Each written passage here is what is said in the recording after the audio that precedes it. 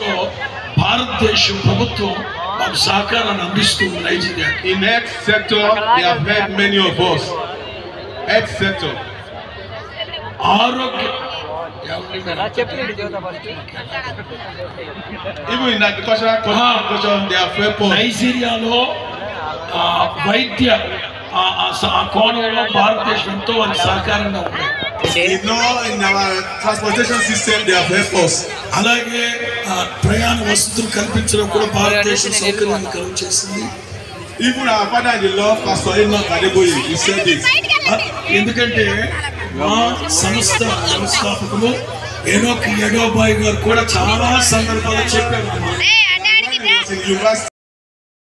అందుచేత నేను ఈ భారతదేశంలో జరుగుతున్న ఈ కూడా పండుగ ఎంతగానో దేవుడిని స్తుతించి మహిమ పరుస్తూ ఉన్నాను.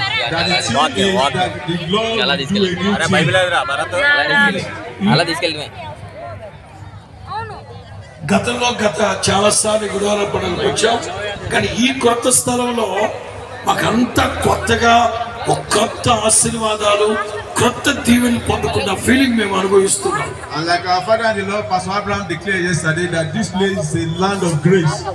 నిన్నటి రోజున దైవజనులు అబ్రహాం పాష గారు వాక్యం చెప్తూ ఇది దయాక్షేత్రం, ఈ చోట మీకందరికీ కృప దొరుకును గాక.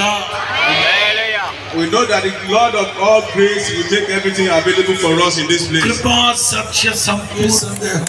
So let us give the Lord a very big clap. అందుచేత అందరూ Praise the Lord. మనోడు భాష నాకే కొంచెం అర్థం కాబట్టి మీకు అర్థమైపోయింది. కొట్టేది కొట్టి గట్టి కొట్టు. ఇంకొక 4 సంవత్సరాలు వచ్చారంటే మీరు కూడా నైజీరియాకు బ్యాగ్స్ వస్తారేమో. కొట్టు గట్టిగా. అరే పుట్ట కొన్ని సంవత్సరం విన్నాను నేను. గుడ్ సాందా. ఇది అంతర్జాతీయ కూడా ఇప్పుడే ఉంది. ఇది 48 50వ గుడారాల పండక్కి ప్రార్థన చేస్తున్నాం. 50 దేశాల నుంచి హోసన్నా మినిస్ట్రీస్ డెలిగేట్స్ రాబోతున్నారు. అప్పుడుంటే మీకు ఒక్కొక్క భాషలో ఒక్కొక్క పాట వేసినట్టు